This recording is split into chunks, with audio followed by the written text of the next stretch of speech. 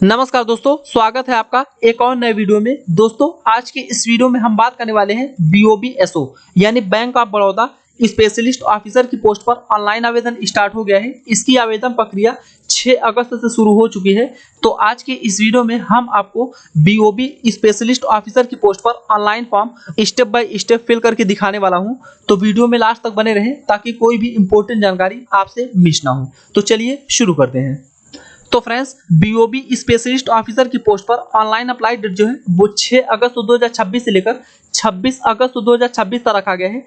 अगर आप general OBC EWS candidate है तो आप यहाँ पे 850 रुपया फीस लगने वाला है। अगर आप एससी एसटी पीएच कैंडिडेट है तो आप यहाँ पे 175 रुपया फीस लगने वाला है। इसमें आपका जो एज लिमिट यहाँ पे रखा गया है वो आपका पोस्ट वाइज एज लिमिट यहाँ पे रखा गया है और ये आपका टोटल 206 पोस्ट पे भर्ती निकाली गई है जो कि बीओबी स्पेशलिस्ट ऑफिसर की भर्ती है। इसमें आपका अलग अलग पोस्ट नेम में अलग अलग क्वालिफिकेशन आपको यहाँ पे देखने को मिल जाता है।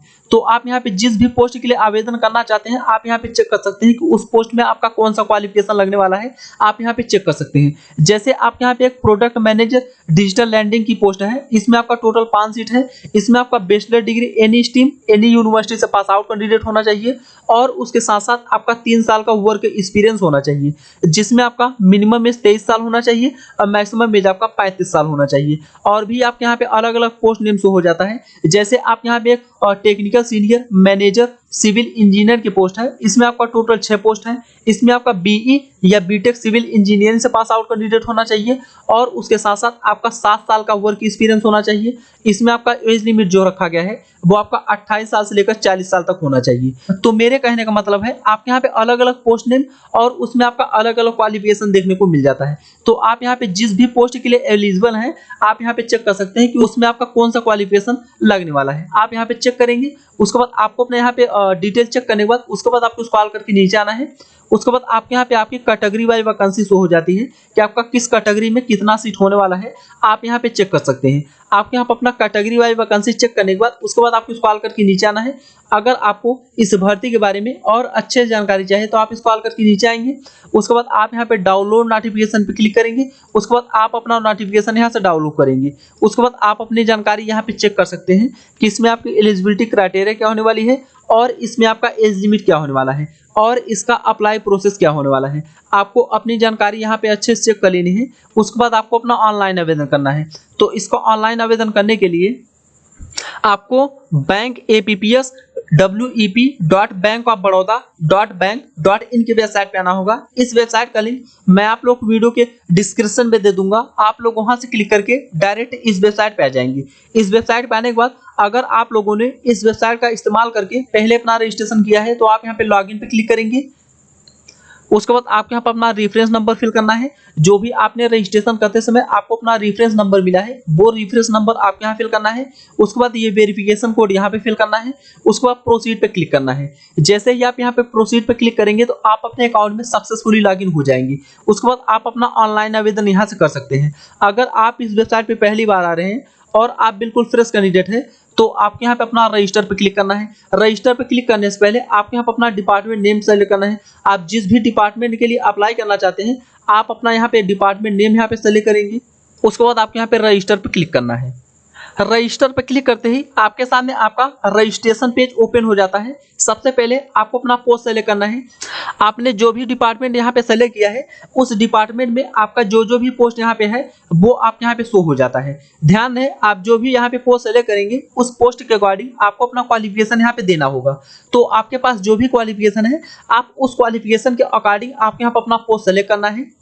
उसके बाद आपको अपना ईमेल आईडी यहाँ फिल करना है। उसके बाद आपको अपना ईमेल आईडी यहाँ पे दोबारा कंफर्म करना है। उसके बाद आपको अपना फर्स्ट नेम टाइप करना है। आपको अपनी जानकारी यहाँ पे 10th के मार्कशीट के अकॉर्डिंग यहाँ फिल करना है। तो सबसे पहले आपको अपना फर्स्ट नेम टाइप करना है। उसके बाद मिडिल नेम टाइप करना है। उसके बाद लास्ट नेम टाइप करना है। अगर आपका जैसे मिडिल नेम और लास्ट नेम नहीं है तो आप इसको खाली छोड़ सकते हैं। उसके बाद आपको अपना फर्स्ट नेम यहाँ पे दोबारा कंफर्म करना है। उसके बाद मिडिल नेम बताना है। उसके बाद लास्ट नेम बताना है। उसके बाद आपको अपना मोबाइल नंबर यहाँ पे एंटर करना है। उसके बाद आपको अपना मोबाइल नंबर यहाँ पे दोबारा कंफर्म करना है। उसके बाद अगर आपके पास कोई अल्टरनेट मोबाइल नंबर है तो आप यहाँ पे फिल कर सकते हैं, अदरवाइज आप इस सेशन को खाली छोड़ देंगे। उसके बाद आपको ये वेरिफिकेशन कोड यहाँ पे फिल करना है। उसके बाद प्रोसीड पे क्लिक करना है। उसके बाद आपके यहाँ पर अपना ओटीपी फिल करना है। आपको अपना मोबाइल का ओटीपी यहाँ फिल करना है। उसके बाद ईमेल का ओटीपी यहाँ फिल करना है। उसके बाद लॉगिन पे क्लिक करना है। नेक्स्ट अब आपका फॉर्म यहाँ पे स्टार्ट हो चुका है। आपको यहाँ पे अपना बेसिक डिटेल की जानकारी देनी है। तो आप यहाँ पे एक रेफरेंस नंबर दे दिया जाता है। इस रेफरेंस नंबर को आपको नोट करके रख लेना है फ्यूचर यूज के लिए। उसके बाद आपको अपना नेशनलिटी यहाँ बताना है, इंडियन अदर आपका जो भी आप यहाँ सेलेक्ट करेंगे। उसके बाद आपको अपना जेंडर बताना है। उसके बाद आपके यहाँ पे आपका नाम यहाँ पे ऑटोमेटिक सेलेक्ट रहता है अकाउंट से। उसके बाद आपको अपना रिलीजन सेलेक्ट करना है, हिंदू मुस्लिम बुद्धिस्ट आपका जो भी है आप यहाँ सेलेक्ट करेंगे।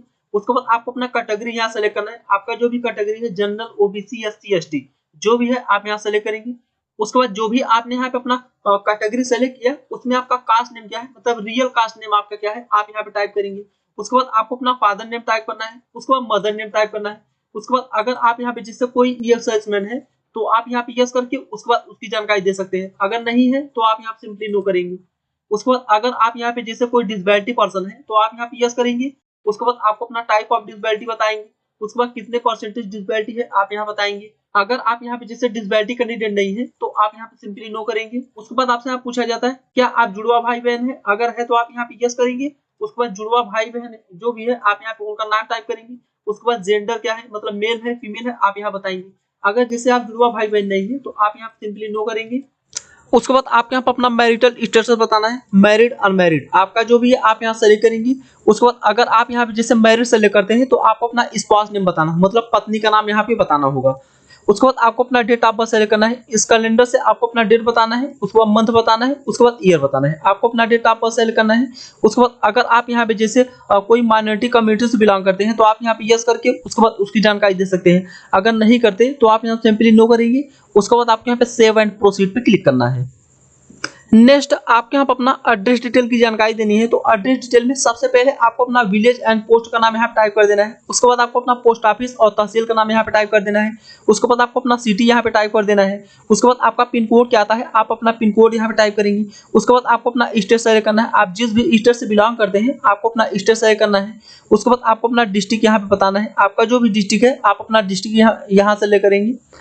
उसके बाद same as address for correspondence, अगर आपका जैसे प्रेजेंट एड्रेस और परमानेंट एड्रेस अगर दोनों सेम है तो आप यहाँ पे चेक बॉक्स पे क्लिक करके दोनों सेम कर देंगे। अगर आपके यहाँ पे जैसे अलग अलग है तो आप इसको अनचेक रखेंगे। उसके बाद अलग अलग जानकारी यहाँ पे प्रोवाइड कराएंगे। उसके बाद आपको अपना लैंग्वेज की जानकारी देनी है। तो लैंग्वेज में सबसे पहले आपको अपना हिंदी लैंग्वेज की जानकारी देनी है, तो आप यहाँ पे टाइप करेंगे हिंदी। उसके बाद आपको हिंदी में बोलना आता हो, लिखना आता हो और पढ़ना आता हो आपके यहाँ बताना है। उसके बाद सेम ही तरह से अगर आपके पास कोई और लैंग्वेज की जानकारी है तो आप यहाँ पे टाइप करेंगे। उसके बाद उसमें आपको रीड करना आता है, राइट करना आता है, स्पीक करना मतलब लिखना, मतलब पढ़ना, लिखना, बोलना आपको आता है तो आप यहाँ बता सकते हैं। उसके बाद अगर आपके पास कोई और लैंग्वेज की जानकारी है तो आप यहाँ पे सेम ही तरह से प्रोवाइड करा सकते हैं। आपको अपनी जानकारी यहाँ पे प्रोवाइड कराने के बाद उसके बाद आपको यहाँ पे सेव एंड नेक्स्ट पे क्लिक करना है। नेक्स्ट आपके यहाँ पर अपना क्वालिफिकेशन डिटेल की जानकारी देनी है। तो आपने जो भी पोस्ट सेलेक्ट किया है, मतलब जो भी डिपार्टमेंट आपने सेलेक्ट करके उसके बाद जो भी आपने उसमें पोस्ट सेलेक्ट किया है उस पोस्ट के अकॉर्डिंग आपके यहाँ पर अपना क्वालिफिकेशन देना होगा। तो आपको अपना यहाँ पे क्वालिफिकेशन चेक करने के लिए आपने जो भी पोस्ट यहाँ पे सेलेक्ट किया है आप यहाँ पे चेक कर सकते हैं कि आपका किस पोस्ट में कौन सा क्वालिफिकेशन लगने वाला है, आप यहाँ पे चेक कर सकते हैं। आपके यहाँ पे अलग अलग पोस्ट नेम में अलग अलग क्वालिफिकेशन आपके यहाँ पे देखने को मिल जाता है। तो आप यहाँ पे ध्यान से चेक करेंगे कि आपने कौन सा पोस्ट यहाँ पे सेलेक्ट किया है और उस पोस्ट में आपका कौन सा क्वालिफिकेशन लगने वाला है, आप यहाँ पे चेक कर सकते हैं। तो आपने जो भी पोस्ट यहाँ पे सेलेक्ट किया है उसमें आपको एजुकेशन डिटेल की जानकारी देनी है। तो सबसे पहले आपके यहाँ पे अपना ग्रेजुएशन की जानकारी देनी है। तो ग्रेजुएशन आपके यहाँ पे सेलेक्ट करना है। उसके बाद ग्रेजुएशन में आपने कौन सा कोर्स किया है आप उस कोर्स को यहाँ पे टाइप करेंगे। उसके बाद आपका ग्रेजुएशन में कितना परसेंटेज बना था आप यहाँ पे अपना परसेंटेज यहाँ पे सेलेक्ट करेंगे। उसके बाद उसमें आपका कब से स्टार्ट आपने किया था अपना ग्रेजुएशन आप यहाँ बताएंगे। उसके बाद कब तक आपने किया था आप इस कैलेंडर से यहाँ पे बताएंगे।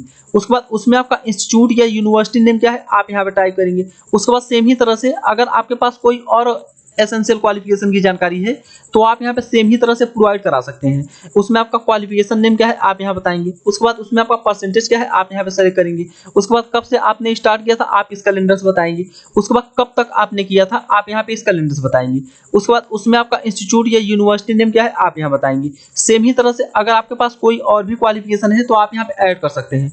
आपको अपना क्वालिफिकेशन यहाँ पे ऐड करने के बाद उसके बाद आपको यहाँ पे सेव एंड प्रोसीड पे क्लिक करना है।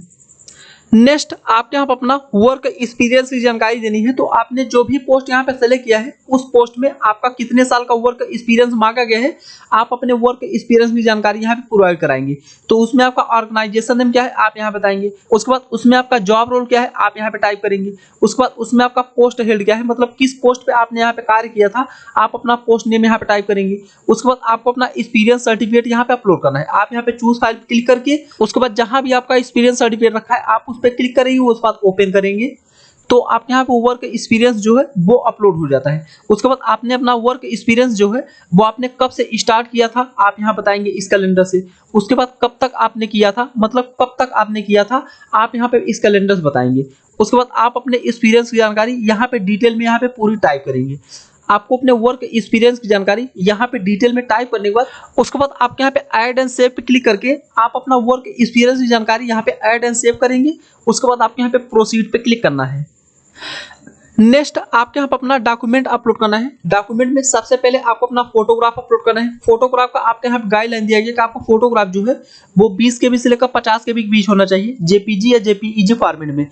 तो आपको अपना फोटोग्राफ अपलोड करने के लिए आपके यहाँ पे चूज फाइल पे क्लिक करना है। जहां भी आपका फोटोग्राफ रखा है आप उस पर क्लिक करेंगे, उसके बाद ओपन करेंगे, उसके बाद अपलोड पे क्लिक करेंगे तो आपके यहाँ पे जो फोटोग्राफ है वो अपलोड हो जाता है। उसके बाद सेम ही तरह से आपको अपना सिग्नेचर अपलोड करना है। इसका साइज यहाँ पे 10 KB से लेकर 20 KB तक होना चाहिए। तो आपको अपना सिग्नेचर अपलोड करने के लिए आप यहाँ पे चूज फाइल पे क्लिक करना है। उसके बाद जहां भी आपका सिग्नेचर रखा है आप उस पर क्लिक करेंगे, उसके बाद ओपन करेंगे, उसके बाद अपलोड पे क्लिक तो आपके यहाँ पे सिग्नेचर भी अपलोड हो जाता है। उसके बाद आपको सेम ही तरह से आपको अपना रिज्यूम यहाँ पे अपलोड करना है। उसके बाद आपको अपना फोटो आईडी प्रूफ यहाँ पे अपलोड करना है। आप अपना फोटो आईडी प्रूफ पे चाहे जो आप यहाँ पे डॉक्यूमेंट अपलोड कर सकते हैं, जैसे आपको अपना 10th की मार्कशीट अपलोड कर सकते हैं, आधार कार्ड यहाँ पे अपलोड कर सकते हैं। उसके बाद आपको अपना यहाँ पे 10th का मार्कशीट यहाँ पे अपलोड करना है डीओपी सर्टिफिकेट के तौर पर। उसके बाद आपको अपना एजुकेशन क्वालिफिकेशन यहाँ पे अपलोड करना है, मतलब आपने जो पोस्ट तैयार किया है उसमें आपने जो भी क्वालिफिकेशन डिटेल की जानकारी दी है ग्रेजुएशन में, आप उस ग्रेजुएशन का सर्टिफिकेट यहाँ पर अपलोड करेंगे।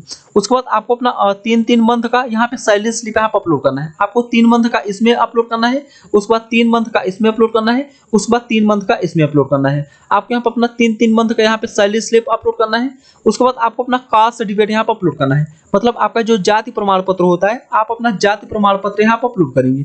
आपको अपना सारा डॉक्यूमेंट यहाँ पर अपलोड करने के बाद उसके बाद अगर आपके पास कोई अदर डॉक्यूमेंट है तो आप यहाँ पे चूज फाइल पे क्लिक करके उसके बाद फाइल सेलेक्ट करके उसके बाद ओपन करेंगे, उसके बाद अपलोड पे क्लिक करेंगे तो आपके यहाँ पे सेम ही तरह से वो भी डॉक्यूमेंट आपके यहाँ पे अपलोड हो जाएगा। उसके बाद जो भी आपने यहाँ पे डॉक्यूमेंट अपलोड किया है उस डॉक्यूमेंट का नाम क्या है आप उस डॉक्यूमेंट का नाम यहाँ पे टाइप करेंगे। आपको अपना सारा डॉक्यूमेंट यहाँ पे बारी बारी से अपलोड करने के बाद उसके बाद आपको यहाँ पे सेव एंड प्रोसीड पे क्लिक करना है। नेक्स्ट आपके सामने आपका एप्लीकेशन फॉर्म का प्रीव्यू पेज आ जाता है। आपको अपनी जानकारी यहाँ पे अच्छे से चेक कर लेनी है कि आपने जो भी डिटेल यहाँ पे प्रोवाइड की है वो सब सही है। आपको अपनी जानकारी यहाँ पे अच्छे से चेक कर लेनी है। उसके बाद आपको स्क्रॉल करके नीचे आना है। उसके बाद अगर आपने जो भी डिटेल यहाँ पे प्रोवाइड की है अगर आपका उसमें कुछ भी करेक्शन है तो आप यहाँ पे गो एंड एडिट पे क्लिक करके आप अपनी जानकारी यहाँ पे बैक जाकर एडिट कर सकते हैं। अगर आपने जो भी डिटेल यहाँ पे प्रोवाइड की है वो सब सही है तो आप यहाँ पे आई हैव एग्री पे क्लिक करना है। उसके बाद आपको यहाँ पे प्रोसीड टू पेमेंट पे क्लिक करना है। नेक्स्ट आपके यहाँ पे अपना पेमेंट मोड सेलेक्ट करना है कि आप अपना पेमेंट जो है वो किसके माध्यम से करना चाहते हैं, UPI, credit card, debit card, internet banking, आपको जिसके भी माध्यम करना है आप यहाँ सेलेक्ट करेंगे। जैसे यूपीआई करना है तो यूपीआई पे क्लिक करेंगे। उसके बाद आप अपना यूपीआई आईडी से करना चाहते हैं या क्यूआर कोड से करना चाहते हैं। अगर जैसे क्यूआर कोड से करना चाहते हैं तो आप यहाँ पे क्यूआर कोड वाले सेक्शन पे क्लिक करेंगे। उसके बाद आपको ये कैप्चा यहाँ पे फिल करना है। उसके बाद पे नाउ पे क्लिक करना है। पे नाउ पे क्लिक करते ही आपके सामने आपका क्यूआर कोड जनरेट हो जाता है। उसके बाद आपको अपने मोबाइल फोन से इस क्यूआर कोड को स्कैन करना है। उसके बाद पेमेंट कर देना है। जैसे ही आप अपना पेमेंट यहाँ पे फाइनल करेंगे तो आपका जो एप्लीकेशन फॉर्म है वो फाइनल सबमिट हो जाएगा। उसके बाद आप अपने एप्लीकेशन फॉर्म का फाइनल प्रिंट निकाल के रख सकते हैं या पीडीएफ में सेव करके रख सकते हैं फ्यूचर यूज के लिए, फ्यूचर रेफरेंस के लिए। तो फ्रेंड्स इस तरह से बात की कि आप बीओबी यानी bank of Baroda specialist officer की पोस्ट पर निकाली गई भर्ती का ऑनलाइन फॉर्म खुद से कैसे अप्लाई कर सकते हैं। इसका ऑनलाइन फॉर्म अप्लाई करने से पहले आप अपना नोटिफिकेशन एक बार अच्छे से जरूर चेक कर लेंगे। आपको अपना नोटिफिकेशन एक बार अच्छे से चेक कर लेना है। उसके बाद आपको अपना ऑनलाइन आवेदन करना है। तो फ्रेंड्स आई होप कि आपको वीडियो पसंद आया होगा। अगर ये वीडियो को पसंद आए तो वीडियो को लाइक करें। अगर आप चैनल पे नए तो चैनल को सब्सक्राइब करें और अपने फ्रेंड्स से शेयर करें। अगर आपके मन में कोई कंफ्यूजन है तो आप नीचे कमेंट करके पूछ सकते हैं।